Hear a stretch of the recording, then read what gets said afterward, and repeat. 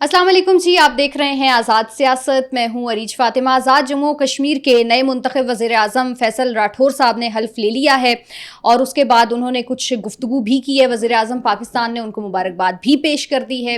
साथ ही साथ हमने देखा है कि फवाद चौधरी साहब ने कहा है कि हुकूमत सियासी दर्जा हरारत कम करने पर मुत्तफिक है और पाकिस्तान तहरीक इंसाफ से मुज़ाकरात का राउंड 2 शुरू होने जा रहा है। ऐसे में शेख वकास अकरम, ये शायद पाकिस्तान तहरीक इंसाफ की वो लीडरशिप जिसको खुश होना चाहिए था, उन्होंने कहा है कि मौसूफ को चौधरी बनने की ज़रूरत नहीं है। इन तमाम तर मामलात पर तफसील से बात करने के लिए स्टूडियोज़ में मुझे ज्वाइन कर रहे हैं सीनियर सहाफ़ी और तज्ज़ियाकार हसन अयूब खान साहब। बहुत शुक्रिया हसन साहब ज्वाइन करने का।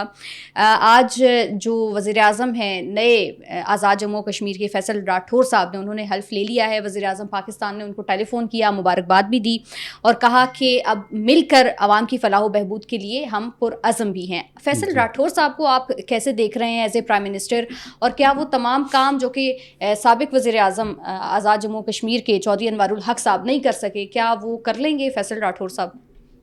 बयानात की हद तक यस, बयानात में तो वो करेंगे। वो कह रहे थे कि एक दिन हमारा 6 महीने के बराबर होगा, लेकिन ये कहने की बातें होती हैं। अमली तौर पर जब काम करना पड़ता है तो चीज़ें टाइम लेती हैं और हेस्ट में किए हुए काम हमेशा तबाही लाते हैं। तो काम वही करें जो कि आप कर सकते हैं। जिस वक्त के अंदर जितना काम मुमकिन है उतना करें। मैं ये नहीं कह रहा कि आप लेज़ी हो जाएं, मैं ये भी नहीं कह रहा कि आप हेस्ट में काम करें। मैं कह रहा हूँ कि जो ड्यू प्रोसेस है उसको अडॉप्ट करते हुए काम करेंगे तो आप काम ठीक होगा। हेस्ट के अंदर जब आप काम करते हैं तो जल्दी का काम शैतान का, तो ये काम ना करें। और पहली बात, और दूसरी बात ये है कि आज़ाद जम्मू कश्मीर के जो हालात हैं वहाँ पर जो 2.5 साल गुजरे हैं चौधरी अनवारुल हक साहब के, उसमें उन्होंने अपनी ही अथॉरिटी जो है एक्सरसाइज की है। वो कैबिनेट को उस तरीके से साथ लेकर नहीं चले। वो अपोजिशन को या अपने इत्तेहादी जमातों के साथ भी उनका रवैया बिल्कुल जो है वो उतना ज़्यादा कोई आइडियल नहीं था। तो लिहाजा फैसल राठौर साहब के पास अभी अच्छी मेजॉरिटी है, 36 अरकान उनके साथ हैं। अब वो किस तरीके से मामलात को आगे लेके बढ़ते हैं ये तो अब देखना पड़ेगा। वैसे वो मिनिस्टर रह चुके हैं, कैबिनेट मेंबर रहे हैं और उनको थोड़ा सा गवर्नमेंट का एक्सपीरियंस तो है, लेकिन वो गवर्नमेंट का एक्सपीरियंस रखना एक अलग बात है। अमली तौर पर जब आप कैप्टन ऑफ द शिप बनते हैं, जब आपके ही इंतज़ाम और इंतज़ाम सर आपके अपने हाथ में होता है और डिसीजन मेकिंग आपके हाथ में होती है, तो ये देखना है कि आप किस तरह की डिसीजन मेकिंग करते हैं। लेकिन बज़ाहिर overall he is a young man और एक एनर्जी ज़्यादा होनी चाहिए, उनके पैशन के साथ वो काम करें और अपने जो आज़ाद जम्मू कश्मीर के अवाम हैं उनकी खिदमत करें तो ज़्यादा बेहतर है और अगला इलेक्शन भी अपना सिक्योर करें जी। इस लिहाज से ठीक हो गया। अच्छा, फवाद चौधरी साहब ने ये जो मुज़ाकरात की बात की है और पाकिस्तान तहरीक इंसाफ के लिए बड़ी वो कोशिशें भी आजकल हम देख रहे हैं कि कर रहे हैं, लेकिन शेख वकास अकरम कह रहे हैं कि वो किसके बिहाफ के ऊपर पार्टी के हवाले से मुज़ाकरात की बातचीत कर रहे हैं और उनको चौधरी भी बनने की ज़रूरत नहीं है। तो पाकिस्तान तहरीक इंसाफ बजाते खुद तो मुझे ये लगता है कि उनको खुश होना चाहिए था कि चलें कोई तो टेबल टॉक के लिए रास्ते हमवार कर रहे हैं, लेकिन उसके हवाले से भी वो कह रहे हैं कि हमने किसी से बातचीत नहीं करनी है। ऐसा क्यों है? देखिए, इसका इशू है जो पार्लिमानी पार्टी है पाकिस्तान तहरीक इंसाफ की, वो भी मुज़ाकरात के थ्रू इंगेजमेंट चाहती है। तहरीक इंसाफ आधी चाहती है कि मुज़ाकरात हों, तहरीक इंसाफ के कुछ लोग नहीं चाहते कि मुज़ाकरात हों।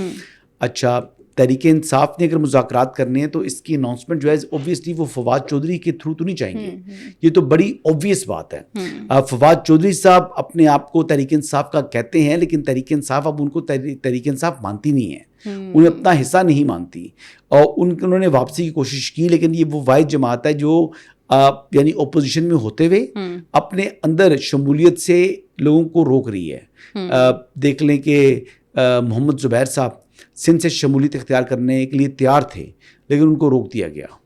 तो ये कुछ इनसिक्योर लोग हैं जो नहीं चाहते कि ये हैवी वेट्स हमारी पार्टी के अंदर आए। अगर ये पार्टी के अंदर शामिल हो जाएंगे तो फिर ये लोग, इनका वजन कम हो जाएगा, इनकी जो चौधराहट है वो कंप्रोमाइज़ होगी, इनकी जो प्रोमिनेंट जो इस वक्त ये हैं ये इतने प्रोमिनेंट नहीं रहेंगे।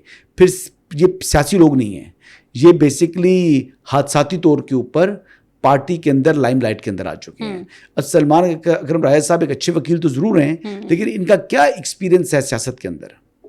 आज तक कभी कौंसलर तक मुंतखब नहीं हुए, आज तक कभी कौंसलर तक मुंतखब नहीं हुए। कहते ज़रूर हैं जी कि मैं जीत गया था इलेक्शन, मुझे हरवाया गया, फलां किया, फिर आपने उसको कॉन्टेस्ट करना है जी। الیکشن ٹریبیونل کے اندر, وہاں سے ہم دیکھتے ہیں کہ آپ کیا کر سکتے ہیں, لیکن بہرحال ان کو اب مجھے اسٹیٹس بھی نہیں پتا کہ وہ کس اسٹیٹس کے اوپر موجود ہے, کہ ان کی جو انتخابی عذرداری ہے وہ ڈیسائیڈ ہو چکی ہے یا ابھی اس نے ڈیسائیڈ ہونا ہے. ایک چیز تو یہ ہوگی. ٹھیک ہو گیا. دوسری بات یہ ہے کہ تحریک انصاف اس وقت دونوں آپشنس کے اوپر جو ہے وہ چل رہی ہے. ایک تو تحریک تحفظ آئین پاکستان کا ایک پلیٹ فارم ہے جس کے سربراہ محمود خان اچکزئی صاحب ہیں. Mahmood Khan Achakzai has nothing to lose. وہ ایک ریجنل پارٹی کے ہیڈ ہیں جو کہ اسمبلی کے اندر آئیں تو ان کی آواز کی کوئی خاص اہمیت نہیں ہے, لیکن کیونکہ تحریک تحفظ آئین پاکستان اور پھر پاکستان تحریک انصاف ان کو لیڈر آف دی اپوزیشن بنا رہی ہے, تو پھر وہ ہر وہ کام کریں گے جو ان کی سیلف پروجیکشن کے لیے بہتر ہو. اگر مذاکرات ہوں گے تو مذاکرات محمود خان اچکزئی کو سوٹ نہیں کرتے.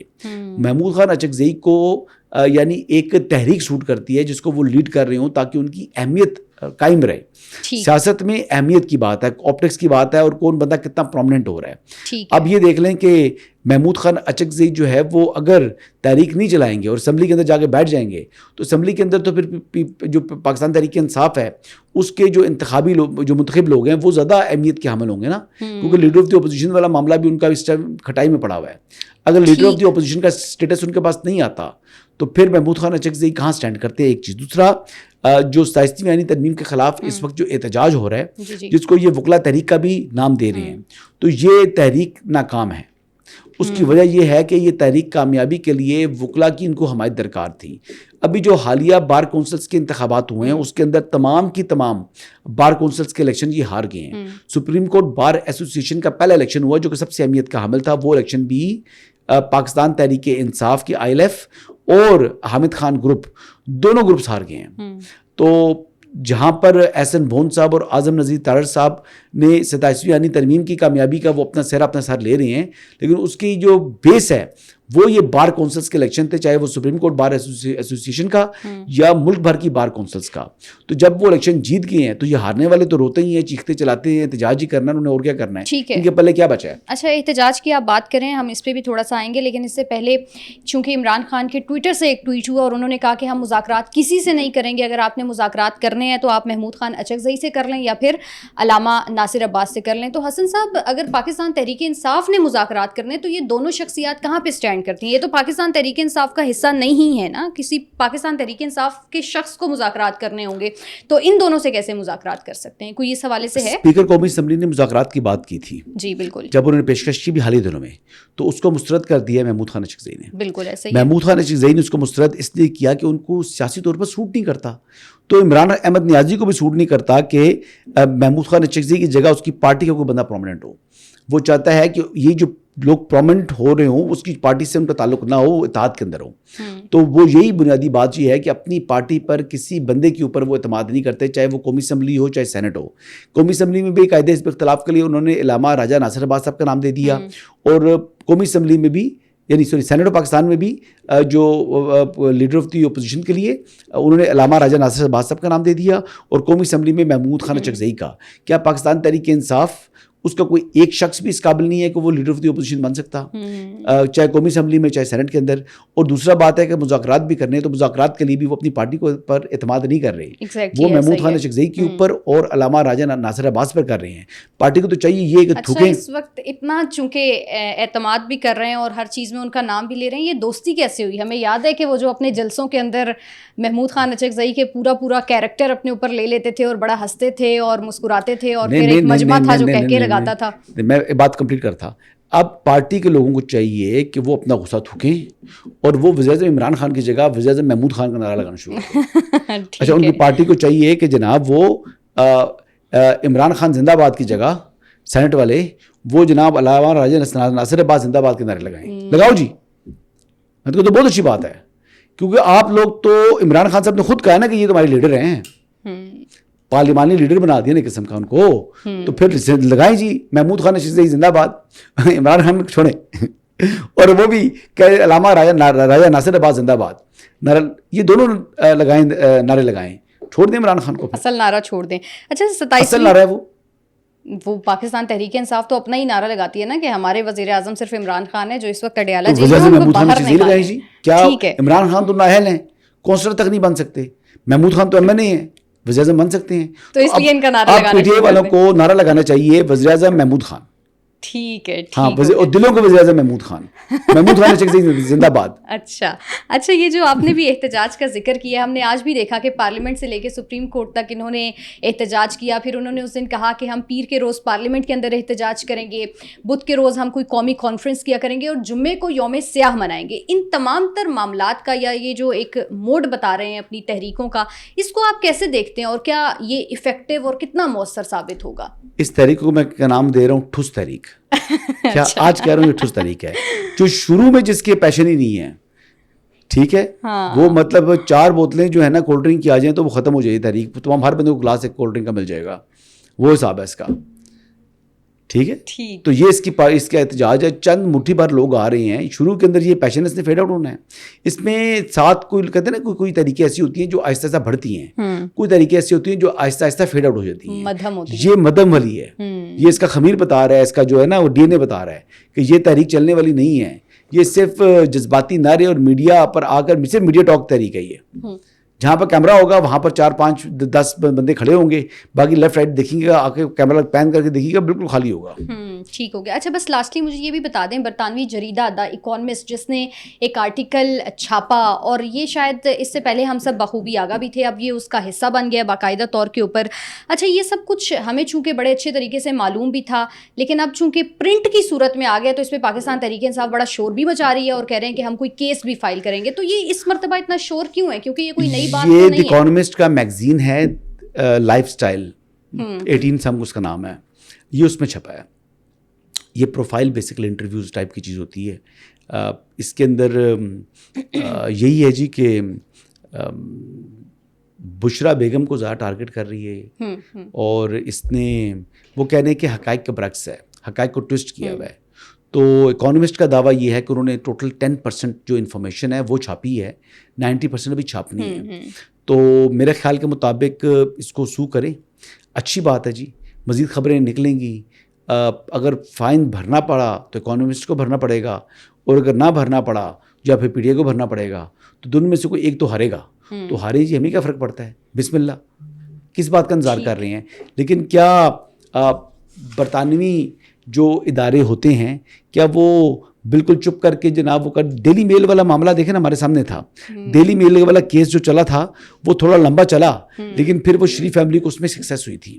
تو وہ ایویڈنس کم تھا اس میں, اور اس میں رام کہانی زیادہ تھی. اس معاملے کے اندر جو ہے وہ ان کے پاس, اور ڈیلی میل کا اور دی اکانومسٹ میں زمین آسمان کا فرق ہے. یہ دوپہر کا اخبار تھا, اور یہ بیسیکلی سمجھ لیں کہ ڈان ہے, یہ برطانیہ کا ڈان ہے. بالکل, تو اتنا فرق ہے. اچھا, تو اب ان کے پاس ان کو ایک تو, اور مزے کی بات یہ ہے کہ یہ جو آرٹیکل ہے یہ ان کا آل ٹائم فیمس ہو چکا ہے. یہ اس سے زیادہ ویوز کبھی کسی کو نہیں ملے گی, سب سے زیادہ ریڈنگ بھی اسی کی ہو چکی ہے. تو it's a super success in terms of اس کی جو ویورشپ ہے, یہ ریڈرشپ ہے. اور اس اعتبار سے میرے خیال کے مطابق کافی ڈیمیج کیا اس نے بشرا بیگم کو. اس نے خاصا نقصان پہنچایا بشرا بیگم کو, اور خاصا فائدہ اس کا ملا ہے جمائمہ گولڈ سمتھ کو. کیونکہ جمائمہ گولڈ سمتھ کبھی بھی بشرا بیگم سے کمفرٹیبل نہیں تھی.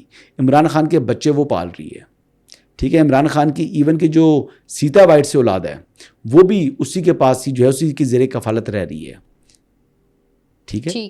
بات یہ ہے کہ جمائمہ گولڈ سمتھ اس کی پھوپھی تھوڑی لگتی ہے کہ اس کو اپنے پاس رکھا ہوا ہے. ٹیریان جیڈ وائٹ کی بات کر رہا ہوں. جی جی بالکل. ٹیریان جیڈ وائٹ جمائمہ خان کے پاس کیوں رہ رہی ہے, کیا رشتہ ہے اس کا؟ اگر وہ عمران خان کی بیٹی نہیں ہے تو پرسنلی تو کوئی نہیں ہے, بالکل ایسے کوئی رشتہ نہیں ہے نا. اور کوئی دوسرا کوئی رشتہ دور دور تک تعلق بنتا ہو نا, بتائیں نا مجھے کیا تعلق ہے جمائمہ کا؟ نہیں, تعلق تو کوئی نہیں ہے.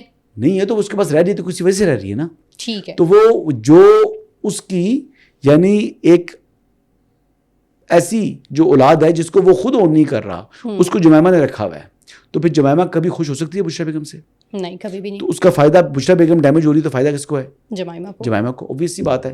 تو یہ وہ تمام چیزیں ہیں جو کہ بظاہر ایسی نظر آ رہی ہے کہ اس ساری جو آرٹیکل ہے اس کی سب سے بڑی بینیفیشری جو ہے وہ جمائمہ ہے. اور دوسرا اس کا جو بینیفٹ کہا جا سکتا ہے وہ یہ ہے کہ اس وقت کے اوپر جو ویسٹ کے اندر عمران احمد نیازی صاحب کی جو ریپوٹیشن ہے وہ جو ہے خاصی کمزور دکھائی دی ہے, کیونکہ ایسا پرائم منسٹر وہ ان کے جو فیصلے تھے وہ بشرا بیگم کے محرون منت تھے, جو کہ ایسے عمل سے گزر رہی تھیں جو کہ شاید ہمارے یہاں بھی جادو ٹونا اس کو قرار دیا جاتا ہے. تو جہاں تک بات ہے کہ خاور مانیکا صاحب کا اس آرٹیکل کے اندر جو کنٹریبیوشن ہے یا ان کو یہ کہہ دینا عدت کیس والی جو چیز واپس سے انہوں نے ریپیٹ کی ہے, تو وہ میرے خیال سے ان کو یہ سوچنا چاہیے کہ بے شک ان کی بشریٰ بیگم سے طلاق ہو چکی ہے, لیکن بشریٰ بیگم آج بھی ان کے بچوں کی والدہ ہیں. تو آپ کا رشتہ ختم ہو سکتا ہے, تو نہ خاور مانیکا کا اپنی اولاد سے جو ہے وہ رشتہ ختم ہوگا, نہ بشریٰ بیگم کا اپنی اولاد سے رشتہ ختم ہوگا.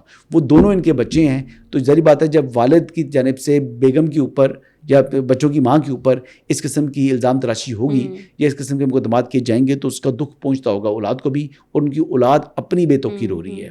اس سے زیادہ بات نہیں کروں گا میں. ٹھیک ہے, بہت شکریہ. حسن صاحب ہمارے ساتھ موجود تھے, آپ سے ملاقات ہوگی نیکسٹ پوڈ کاسٹ میں. اپنا خیال رکھیے. اللہ حافظ.